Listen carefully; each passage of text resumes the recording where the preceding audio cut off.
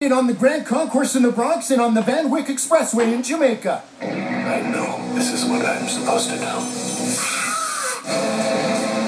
Olivia, I need your help.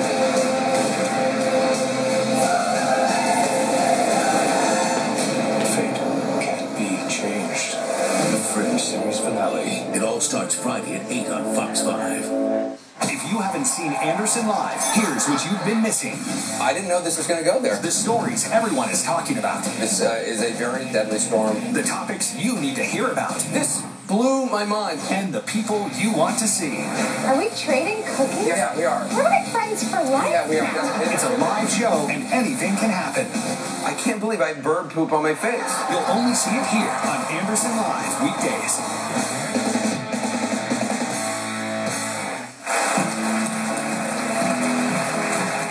Welcome back here with my co-host Tatiana Ali. Every day, millions of parents drop their kids off at school, expect they'll be safe and taken care of, but that's not always the case. Recently, there were headlines about a 16-year-old boy who died after being restrained at his school. Take a look.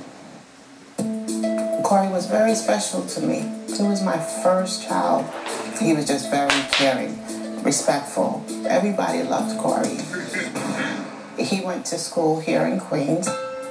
They told me he had ADHD, so that was my main goal, for him to get help. We decided to send Corey to Leake and Watts school located in Yonkers. Every 2 weeks, I was receiving cards stating how great Corey is doing. And then this. We received a phone call. The woman on the phone said Corey fainted playing basketball. I got a call from a doctor. And he says Corey asphyxiated from vomit in his trachea. Your son is dead. I'm sorry.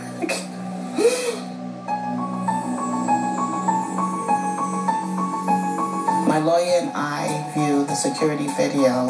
I see Corey being pushed up against the wall. 4 to 5 grown men put him down to the ground. I've never heard of therapeutic holds. I wasn't told or aware of their restraint policy in the school. It's like bullying. It was one of him and 5 people came up to him. I wish he was here.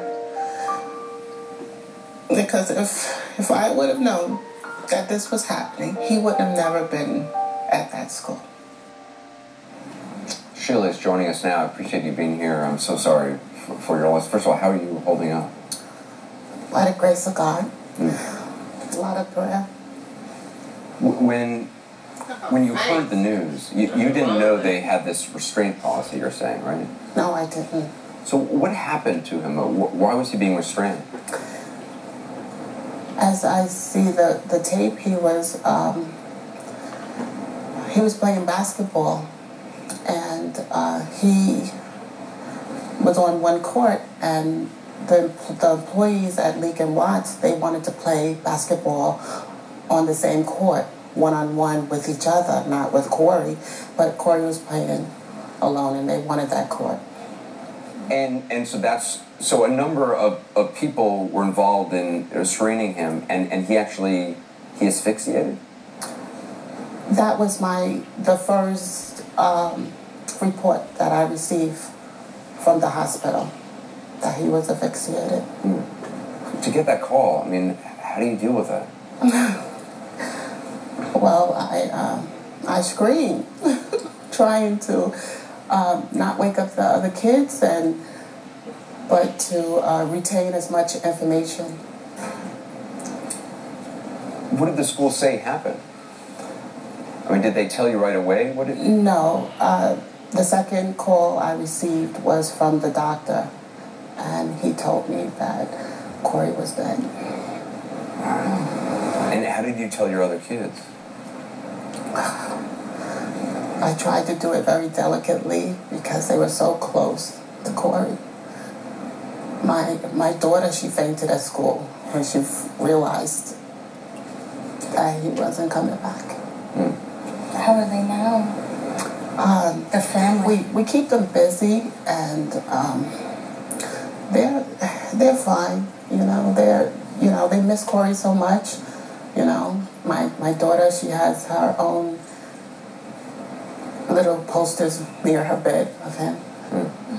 We reached out to the school to hear their side of it, and they gave us a statement, and I just want to read that. They say Corey Foster's death was a tragedy. It's both practice and belief that at Leake and Watts that therapeutic restraints are to be used only as a last resort and by staff trained in required approaches.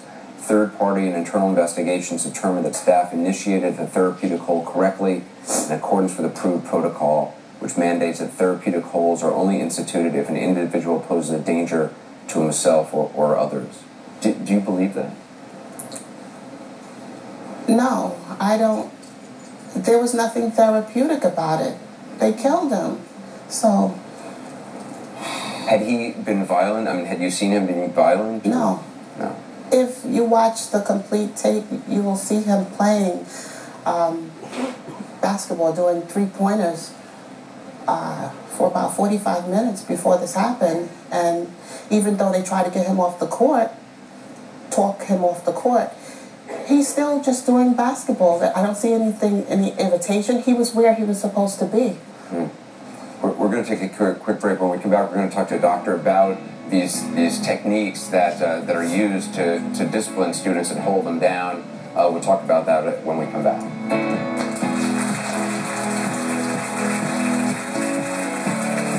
Fox tonight, the Idol premiere continues in Chicago, where the talent's just getting started, and so are the judges.